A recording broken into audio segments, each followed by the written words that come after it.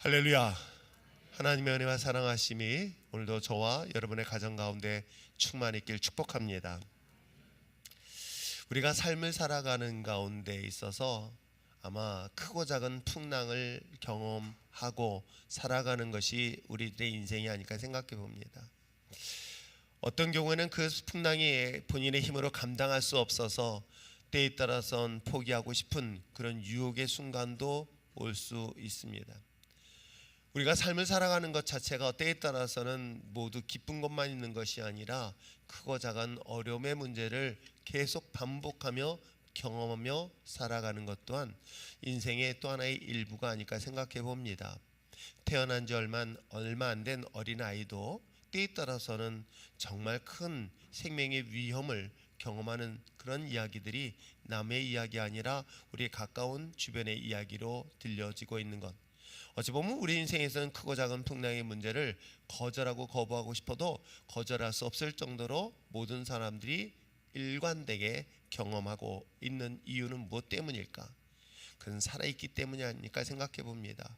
우리가 살아있는 동안에는 본인이 원하든 원치 아니하던 외부의 환경의 상황에 따라서 우리는 큰 풍랑 속에 고통을 당하는 경우들을 수없이 반복하며 경험합니다.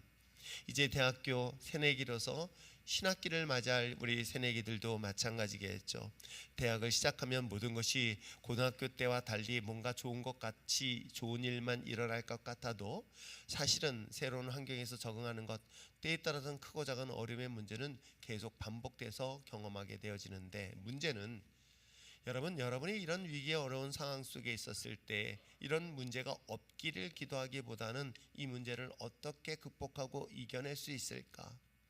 이것을 하나님의 은혜 가운데 지혜로운 삶의 선택을 통해서 극복하고 이겨내는 저와 여러분 되시기를 축복합니다. 우리 인생에서의 큰 위기를 만날 때에 그 위기를 극복하는 과정에서는 가장 중요한 것은 선택이라는 단어를 우리는 결코 무시할 수 없음을 보게 되어지죠. 모든 위기 상황에서 위기를 어떻게 극복할 것인가, 어떤 상황을 만나게 됐습니다. 그 문제를 어떻게 극복하고 이겨낼 것인가. 그래서 그 문제를 해결하는 방법을 통해서 우리는 여러 가지 방법, 여러 가지 정보를 통해서 그 문제를 해결하는 방법을 선택하려고 합니다. 그런데 그 선택이 좋은 선택이 되었다고 한다면 그 문제가 없는데, 물론 일시적으로 문제는 해결할 수 있는데 본질적인 문제가 해결되지 않음으로 인하여 반복되어지고, 그것이 결국은 그 선택이 최악의 결과를 가져다주는 그런 삶의 안타까운 그런 결과를 가져다주는 사례들을 종종 보게 되어집니다. 여러분, 그렇습니다. 우리가 삶을 선택하는 데 있어서 과연 어느 것이 옳을까, 어느 것이 맞을까? 더 궁극적으로는 우리 인생을 가지고 있는 것 중에 하나는 행복일 것입니다.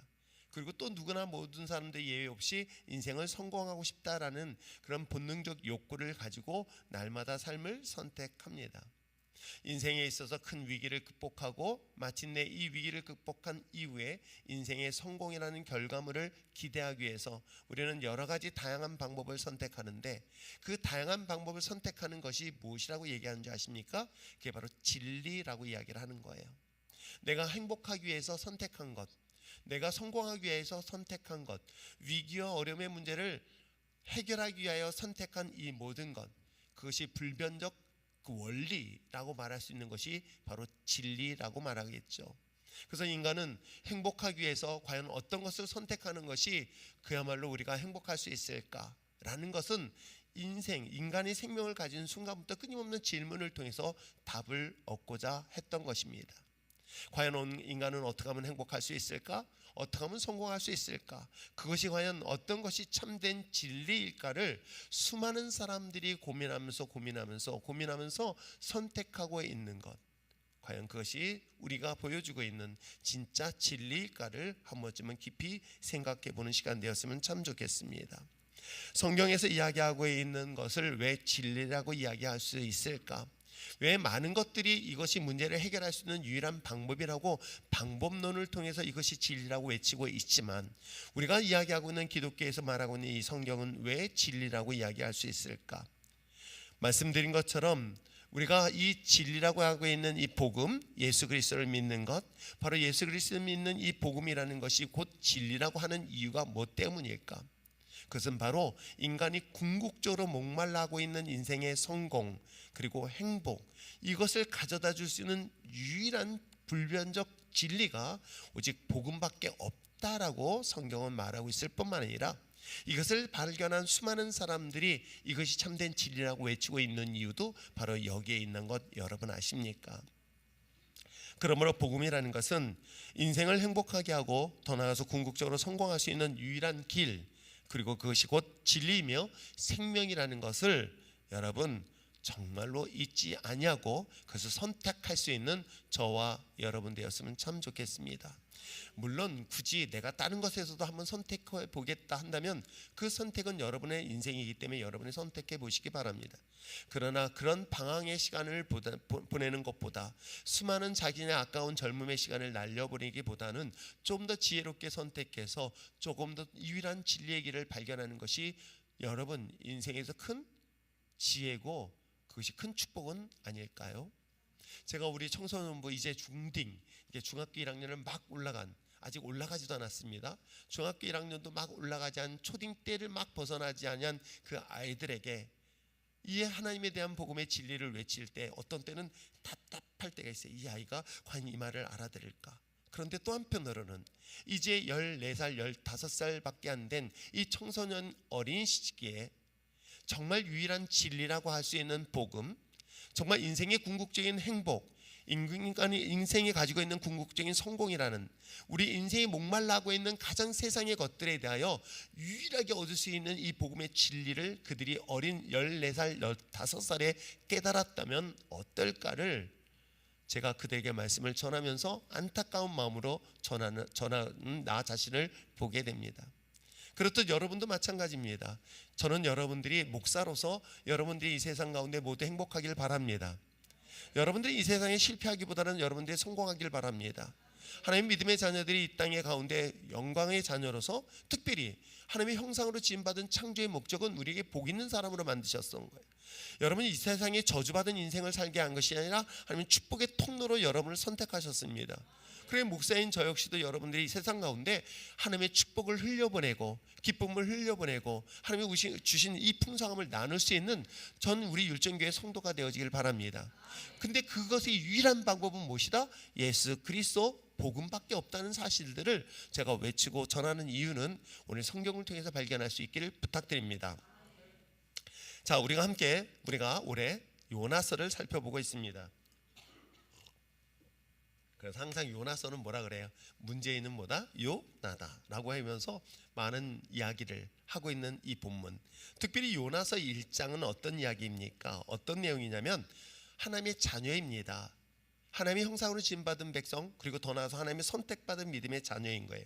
그런 하나님의 믿음의 자녀들이 놀랍게도 하나님의 뜻과 상관없이 살아가는 거예요. 하나님의 뜻을 알면서도 거절하는 거예요.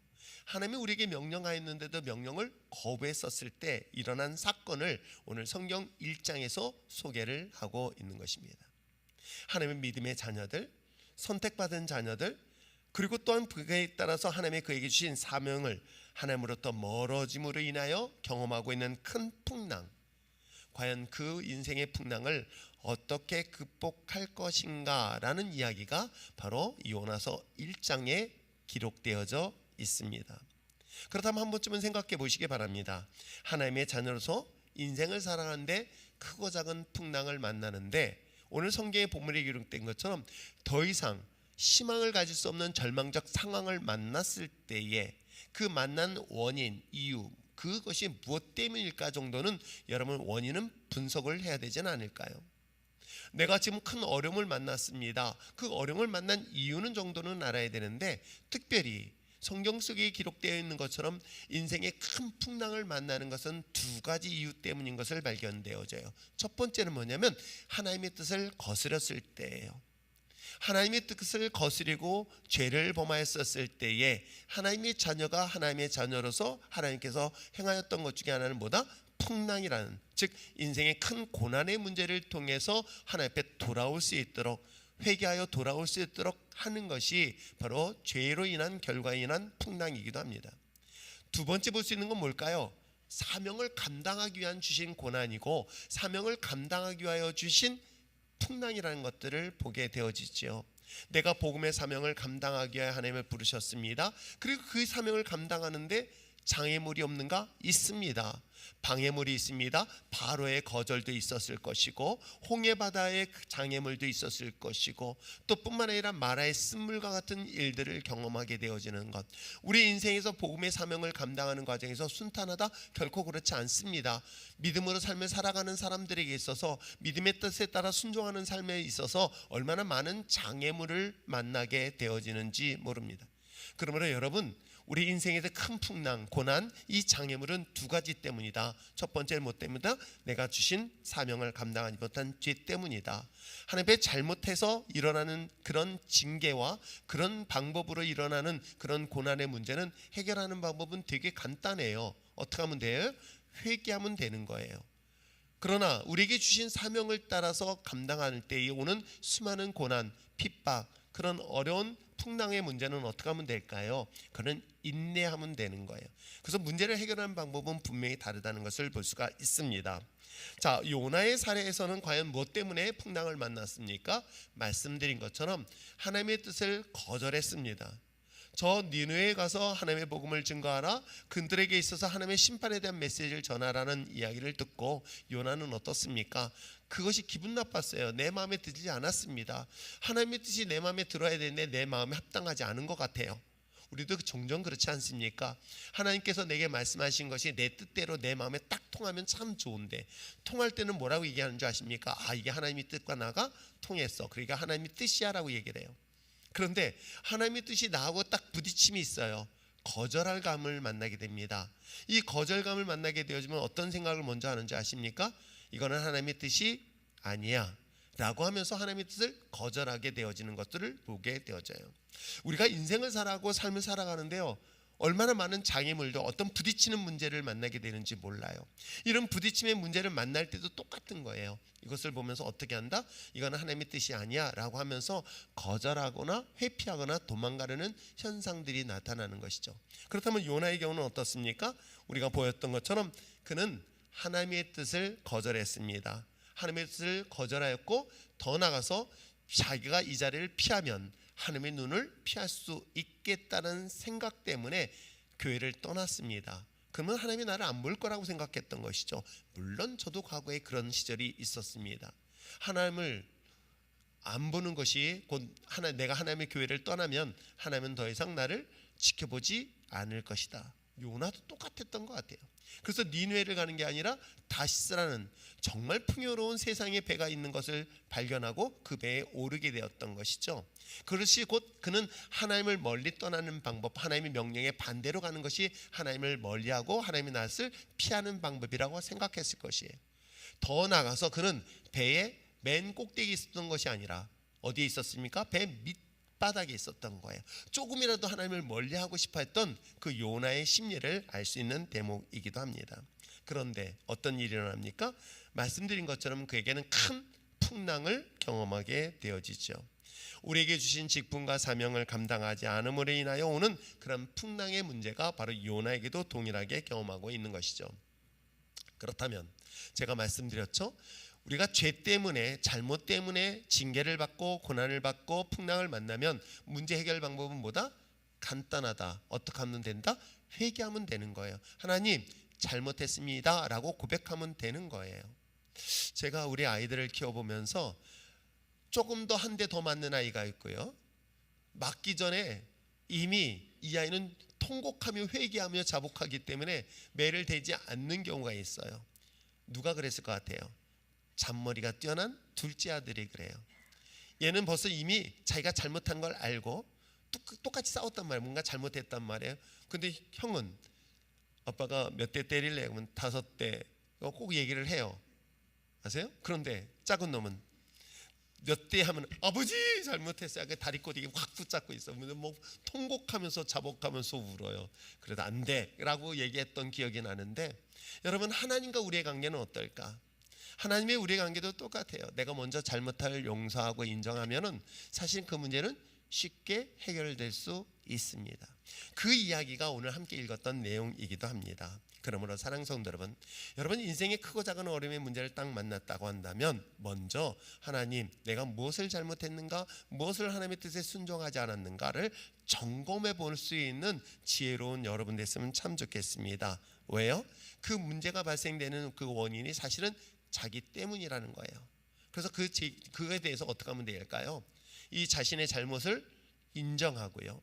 그리고 더 중요한 것은 인정하는 것만으로 끝나지 않아요. 그 책임을 지겠다는 그런 자세가 문제를 쉽게 해결할 수 있는 유일한 방법이라는 것을 성경은 이야기를 하고 있습니다. 그러므로 여러분 어려움의 문제를 만나고 고난을 만나고 풍랑을 만날 때 이유에 대해서, 원인에 대하여 먼저 하나님, 이건 내 잘못입니다. 그리고 그에 따른 징계를 내가 대신 담당하겠습니다라고 하나님께 고백하며 나올 때에 이게 지혜로운 선택이라는 것 잊지 마시기를 바랍니다. 자, 이와 같이 제가 이렇게 이야기했는데도 불구하고 아주 오랜 역사의, 성경적 역사의 전통적 사례들이 있어요.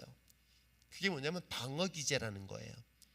여러분, 이런 문제가 딱 발생되고 상황이 딱 발생되어지고 이런 어려움의 문제를 만나게 되고 고난의 문제를 만나게 되어지면 본능적으로 자기를 방어하는 기제들이 등장을 해요. 그게 뭔지 아십니까? 책임 회피라는 거예요. 우리 아이들이 요즘은 아이들이 안 쓰죠. 중간 세대가 잘 쓰는 뭐예요? 내가 그걸 잘 쓰는 게 우리 김성순 권사가 잘 쓰긴 한데 뭐예요? 반사. 그렇죠? 하나님께서 우리에게 삶의 어려움의 문제를 만날 때요, 놀랍게 공통적으로 자기를 방어하는 것 중에 하나가 뭐냐면 반사, 거절하는 거예요. 그 중에 하나가 뭐예요? 변명. 아세요? 변명. 또 뿐만 아니라 이 상황을 회피하려고 해요. 인정하지 않으려고 합니다. 회피하는 현상도 그 중에 하나일 것이고요. 때에 따라서 무시하거나 때에 따라서는 현실 자체를 부정까지 하는 경우들을 종종 하게 돼요. 이게 좀 더 지나치면 어떻게 해요? 책임을 전가해요. 내가 지금 이런 어려움을 당한 것은 누구 탓이다라고 상황과 환경에 있는 모든 상황들을 누군가에게 그 책임을 전가하려고 하고 있는 이 모든 것들이 뭐예요? 자기를 방어하기 위한 방어 기제 중에 하나입니다. 근데 여러분, 이 방어 기제는 가장 미련하고 어리석은 선택이라는 것 잊지 마시기를 바랍니다. 이것이 곧 좋은 결과를 가져다 주는 것이 아니라 더 비참한 결과를 가져다 준다는 것. 그래서 여러분, 알코올 중독자의 치유 방법 중에 첫 번째가 뭔지 아십니까? 중독자들 치료 방법 중에 하나가 뭔지 아십니까? 인정하는 거예요. 나는 알코올 중독자입니다. 나는 성 중독자입니다. 나는 도박 중독자입니다 라고 하면서 자기를 인정하는 것부터 치료의 시작이라는 것 여러분 아십니까? 근데 대부분의 사람들은요, 자신에 대한 것들이 문제가 생겼을 때, 문제가 발생됐을 때 이것을 전부 다 자기를 방어하기 위해서 감춥니다. 회피하려 합니다. 숨습니다. 그리고 더 나아가서 누구 탓이라고 돌리는 거예요. 내가 이렇게 화나고 이렇게 시험 드는 것은 누구 탓이라고 돌리는 사례들을 너무나 쉽게 발견하게 되어지죠. 자, 그렇다면 그렇게 해서 그 문제를 해결하기 위해 피했다고 한다면 그 문제가 더 이상 발생되지 않는가? 그렇지 않습니다. 인생을 살면서 우리는 동일한 문제를 계속해서 만나게 되어 있어요. 그 문제가 극복되지 않으면요, 그보다 더 센 문제를 만날 수 있게 되어 있습니다. 이스라엘 백성들에게 역사를 살펴보면 40일간의 정탐의 기간은 어찌 보면 그들에겐 중요한 시험의 기간이었던 거예요. 그 시험의 기간을 이겨내지 못했던 10명의 정탐꾼의 보고는 결국은 40년이라는 기간 동안의 광야를 맴돌다가 그 세대가 결국 그 땅에서 죽임을 당하는 이야기가 바로 출애굽의 여정 속에 성경은 소개하고 있는 것이죠. 그렇습니다. 어쩌면 요나에게서도 굉장히 큰 인생의 위기 상황에 만나게 되었던 것이죠. 이 큰 위기 상황 속에 있었을 때 그 원인에 대하여 오늘 성경은 뭐라고 얘기하고 있을까요? 우리가 앞부분에 살펴본 것처럼 이 모든 원인에 대하여 제비뽑기 되었고 그 제비뽑기 되어서 자신이 드러났습니다. 발견됐습니다. 이 풍랑의 가장 중요한 원인이 자기라는 것을 제비뽑기에서 발견되었었을 때 이 사람들과의 대화를 한번 주목해 보시기를 바랍니다. 자, 우리가 보았던 11절. 자, 과연 이 제비뽑기에 뽑혔던 요나에 대하여 그들은 어떻게 이야기를 하는가? 자, 11절 말씀을 한번 읽어보시길 바랍니다. 읽겠습니다. 시작. 바다가 점점 흉흉한지라 무리가 그에게 이르되 우리가 너를 어떻게 하여야 바다가 우리를 위하여 잔잔하겠느냐 하니. 자, 이제 이 풍랑의 가장 중심된 원인이 됐던 요나를 이제 선원들이 뽑았어요.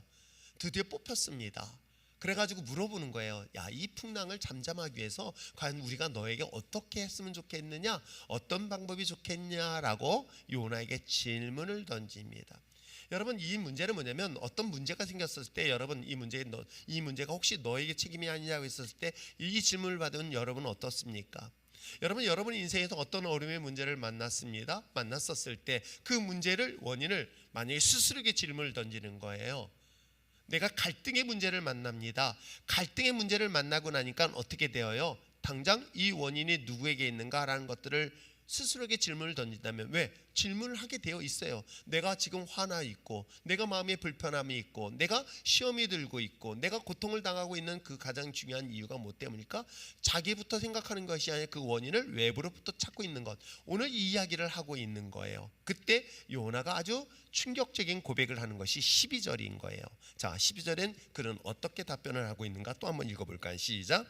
그가 대답하되 나를 들어 바다에 던지라. 그리하면 바다가 너희를 위하여 잔잔하리라. 너희가 이 큰 풍랑을 만난 것이 나 때문인 줄을 내가 아노라 하니라. 자, 이와 같이 큰 풍랑을 만난 가장 중요한 원인은 누구 때문이다? 나 때문이다라고 얘기하고 있는 거예요. 그래서 요 나라고 얘기하는 거예요. 그건 아닌데 그렇죠? 나라고 얘기하는 거예요. 그래서 그 문제를 해결할 수 있는 유일한 방법이 있다면 어떻게 하는 거예요? 자신을 제단의 제물에 던지듯 저 바다의 풍랑에 던지라고 방법론까지 이야기하고 있는 장면이 오늘 성경 속에 기록되어져 있습니다. 저는 요나서를 보면서, 물론 짧은 본문이에요. 근데 요나는 특별히 선지자라고 이야기를 하고 있습니다. 왜요? 오늘 앞부분에 보여준 것처럼 요나를 선지자, 하나님께서 그와 함께 했던 사람. 근데 앞부분을 보면 여러분, 하나님 앞에 우리가 보통 일반적인 선지자들 보거나 예언자들을 보면 하나님의 뜻에 굉장히 순종적인 것들을 보여줘요. 하나님의 철저하게 순종적이고 그의 말씀에 끝까지 충성하는 것들을 보여주는데, 요나는 어떻습니까? 시작부터 볼 때 이걸 선지자로 하기에는 이거 뺀질뺀질 되는 사람이에요. 더 나아가서 하나님의 뜻을 거절할 뿐만 아니라 어떻게 해요? 도망까지 가는 아주 연약하고 비겁한 사람인 거예요. 그러면서도 어떻게 해요? 뱃속에 들어가서 그거 잊겠다고 잠까지 청했던 인물인 거예요. 무책임한 인물인 거예요. 그러니까 저는 요나를 보면은, 어떻게 보면 앞부분을 보면은 정말 선지자일까? 목사일까? 아니면 장로이며 권사일까? 라고 할 정도로 의심스러울 정도의 연약함이 보였던 것 또한 사실이기도 합니다. 그런데도 불구하고 오늘날 요나의 성경이 우리에게 기록되고 우리에게 들려준 이유가 뭐 때문인지 아십니까? 저는 결정적인 순간이 바로 이 본문의 고백 때문은 아닐까 생각해 봐요. 이 결정적인 순간에 누구 탓이다? 내 탓이다.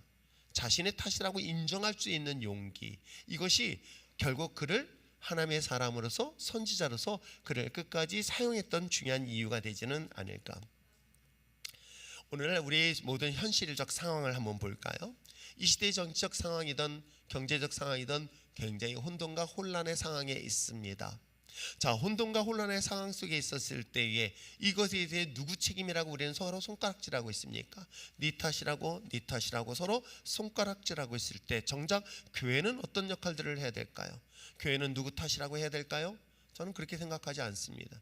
교회는 바로 이 나라의 민족을 위하여 지금 기도가 멈추고 예배가 멈춘 한국교회의 잘못은 아닐까를 감히 생각하고, 아니 어찌 보면 목사인 제 책임이라고 생각해야 될 내용은 아닐까 할 정도의 상황이 오늘 우리들의 현실적 상황 속에 부딪히고 있는 문제라고 보여지고 있는 것입니다.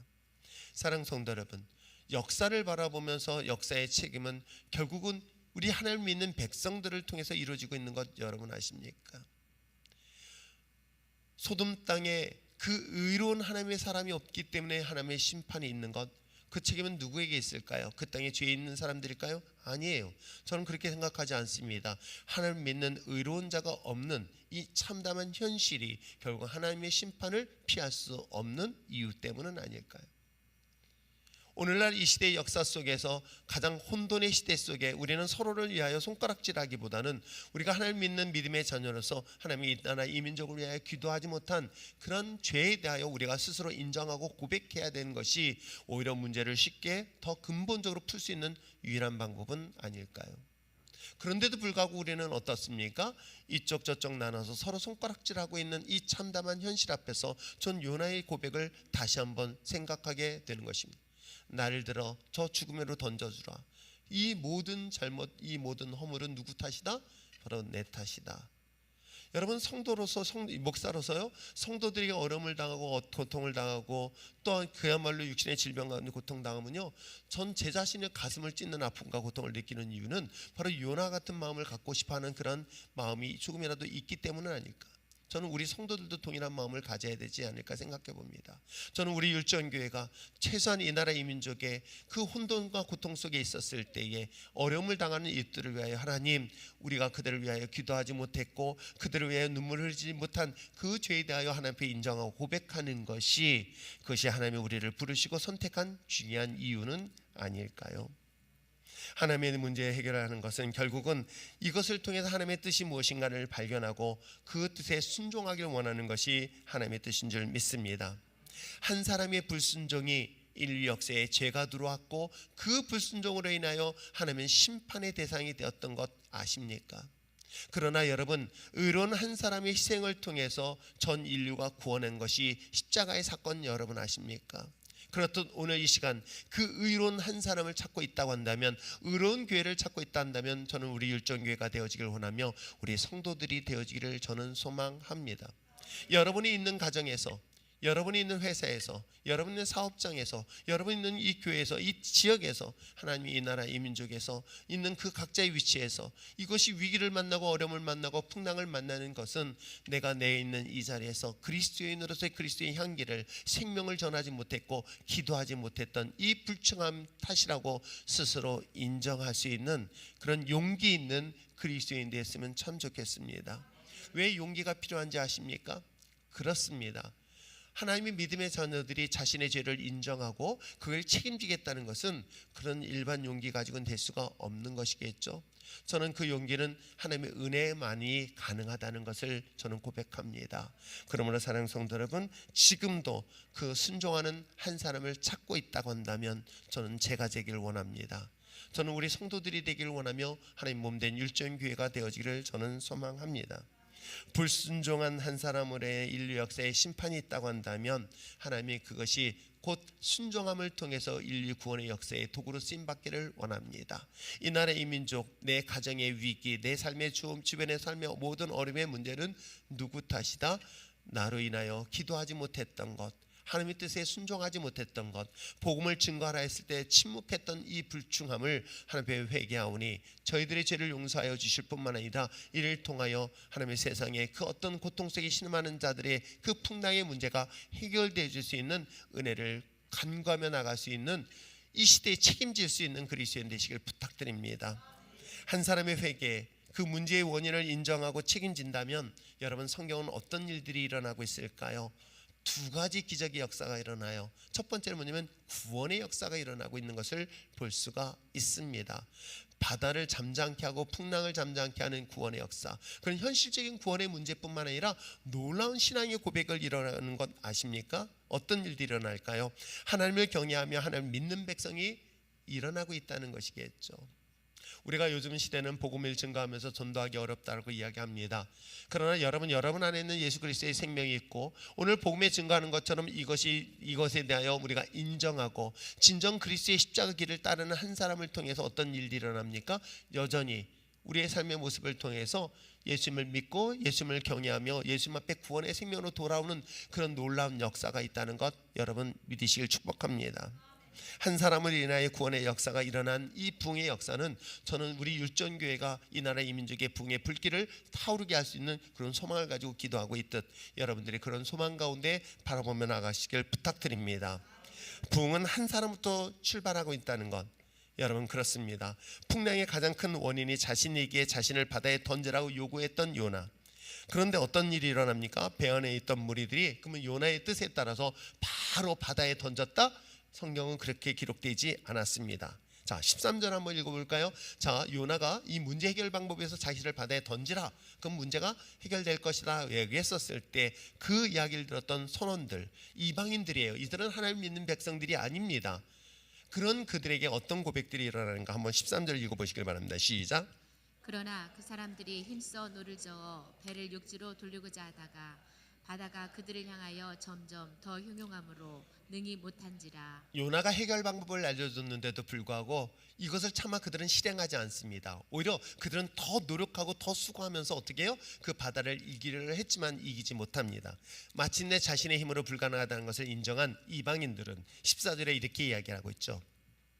우리가 여호와께 부르짖어 이르되 여호와여 구하고 구하오니 이 사람의 생명 때문에 우리를 멸망시키지 마옵소서. 무죄한 피를 우리에게 돌리지 마옵소서. 주 여호와께서는 주의 뜻대로 행하심이니이다 라고 이야기하고, 이게 내용이 어떤 내용인가요? 그 얘기는 뭐냐면 이 배에 있었던 이방인들이, 선원들이 요나가 이야기하는 거예요. 이 모든 원인과 책임은 내가 하나님의 자녀로서 하나님의 명령에 순종하지 못한 탓이다.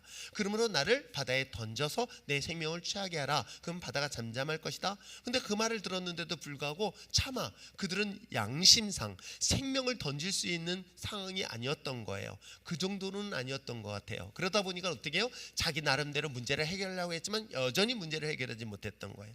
그러더니 그들은 뭐라고 얘기하고 있습니까? 마침내 이젠 요나가 요구했던 방법을 통해서 바다에 던지를 상황이 처하게 된 거예요.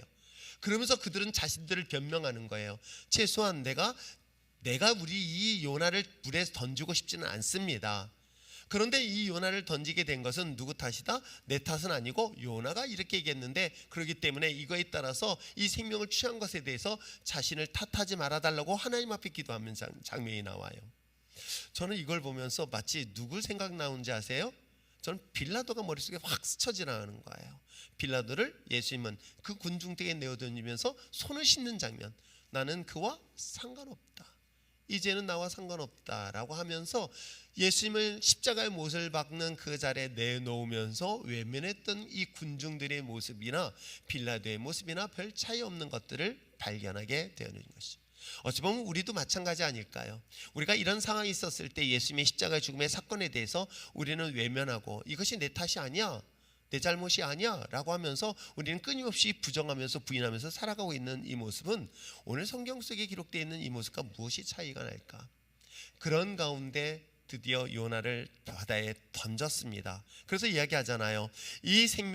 우리가 이 생명을 죽게 되었는데 이 죄는 이 피를 나에게 돌리지 말라고 이야기하면서 바다에 던졌습니다. 그랬더니 어떻게 해요? 15절에 읽어보겠습니다. 시작.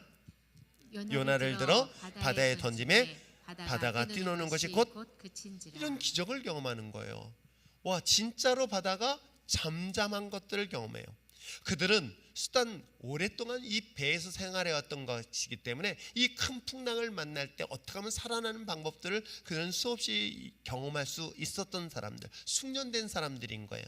그런데도 불구하고 자신들이 아무리 노력해도 배에 있는 것들을 가볍게 하기 위해서 모든 걸 다 내어 던지고 또 나름대로 노력했는데도 아무 문제를 해결할 수 없었을 때에 요나의 말대로 그 요나를 바다에 던졌더니 어떤 일들이 일어나요? 곧바로 바다가 잠잠한 현상을 보게 되어지는 것입니다.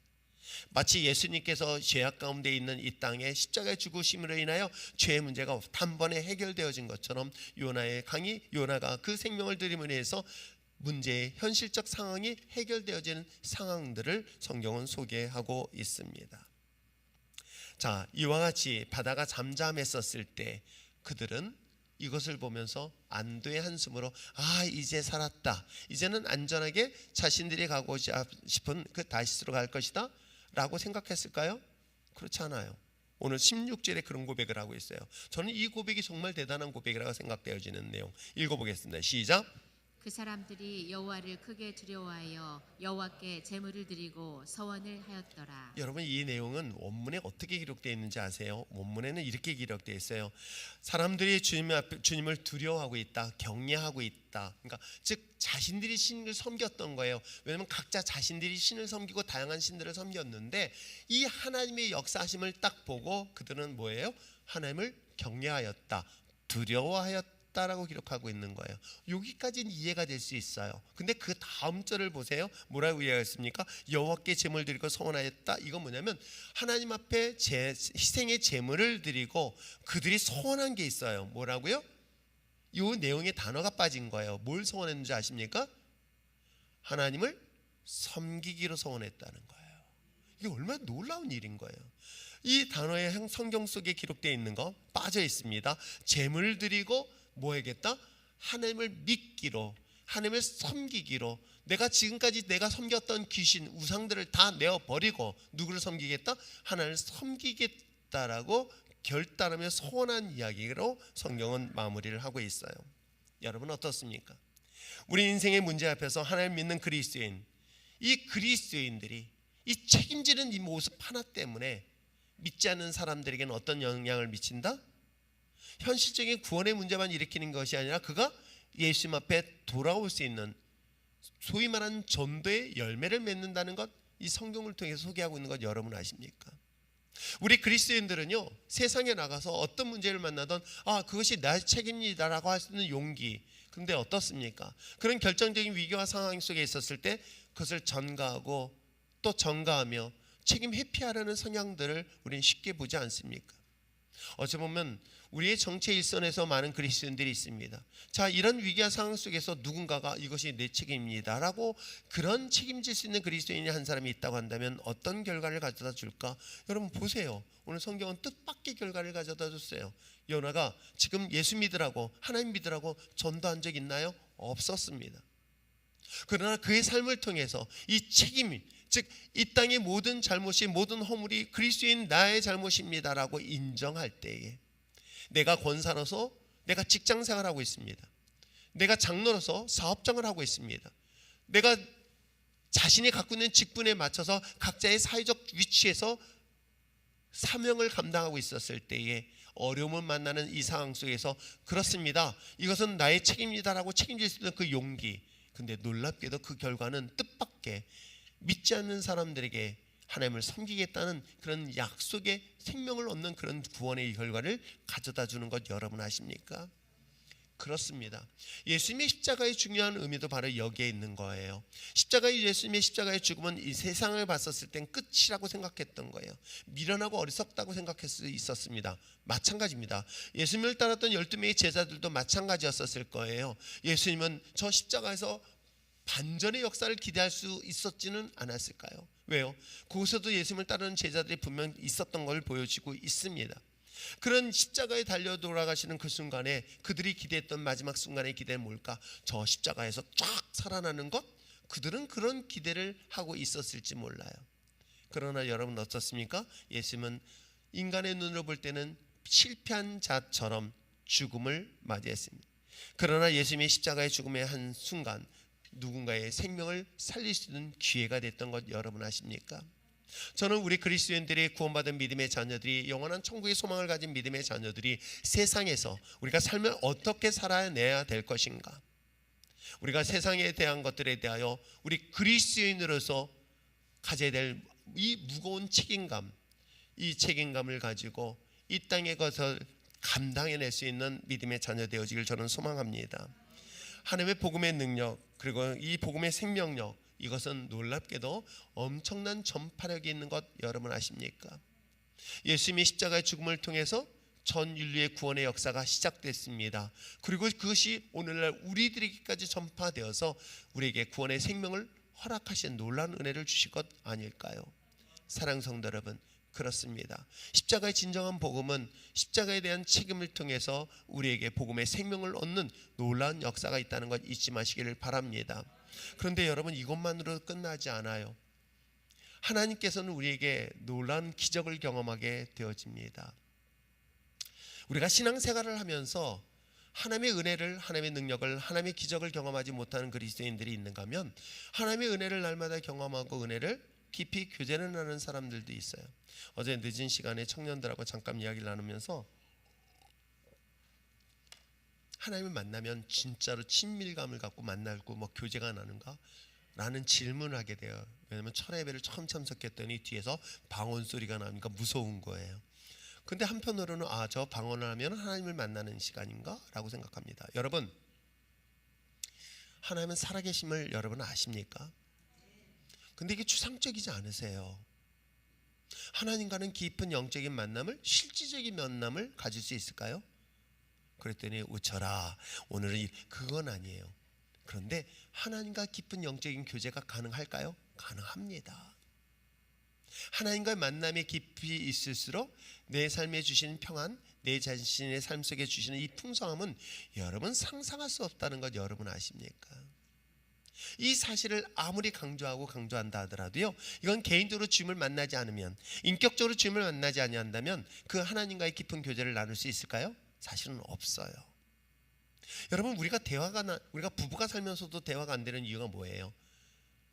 여러분, 이것은 인격적 만남의 관계인 거예요. 인격적인 만남의 관계가 이루어지면 어떤 일들이 일어나는지 아십니까? 내가 예상하지 못한 것들에 대한 하나님의 예비하심을 경험하게 되어지는 거예요. 내가 생각하고 하나님과의 깊은 교제를 나누면요, 내가 생각하지 못한 것까지도 하나님이 예비하시는 것들을 미리미리 준비하고 그것을 체험하는 것들을 경험하시는 거예요. 여러분, 하나님이 살아계십니다. 그리고 그 살아계신 하나님은 여전히 여러분의 삶 속에서도 증명되어지고 증거되어지기를 원하십니다. 그래서 하나님이 내 삶 속에서 이렇게 역사하셨음을 고백할 수 있는 그런 수많은 그리스도인들이 이 땅 가운데 증인으로 나타나기를 원합니다. 다른 사람들이 듣고 경험했던 것을 전하는 것이 아니라 내가 보고 내가 직접 경험하고 내가 체험했던 그 하나님, 그 좋으신 하나님을 선포하는 것이 바로 증인의 삶은 아닐까요? 그것이 오늘 성경 본문에 기록되어 있는 거예요. 여러분, 이런 하나님의 기적의 역사가 여러분 요나에게 끝날까요? 저는 여러분에게도 동일하게 일어날 줄 믿습니다. 이런 하나님과의 깊은 교제의 만남 속에 오늘 요나같이 자신의 삶에 대하여 하나님의 그 역사하심을 순종하고 나간다면 지금도 살아계신 하나님을 삶 속에서 경험하게 될 줄 믿습니다. 그 하나님은 어떤 걸까요? 저는 오늘 본문에 기록된 것처럼 아브라함에게만 여호와 이레의 하나님이 아니라 오늘 요나에게도 여호와 이레의 하나님을 경험하게 되는 것, 어떻을까요? 여러분, 여러분의 삶 속에서 승리하는 여호와 니시의 하나님, 라파의 하나님, 치유하시는 하나님, 여러분 인격적으로 하나님을 만난다면 이 치료의 역사는 지금도 동일하게 일어남을 저는 믿습니다. 아멘. 누구 때문이 아니라 내가 하나님을 인격적으로 만난다면 이런 역사가 일어나게 되어 있어요.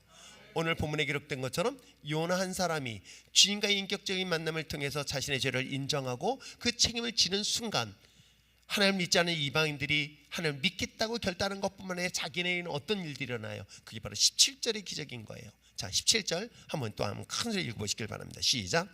여호와께서 이미 큰 물고기를 예비하사 요나를 삼키게 하셨으므로 요나가 밤낮 3일을 물고기 뱃속에 있으니라. 하나님이 뭘 준비하셨다고요? 요나를 안전하게 지킬 배를 준비하셨어요. 그 배가 뭐예요?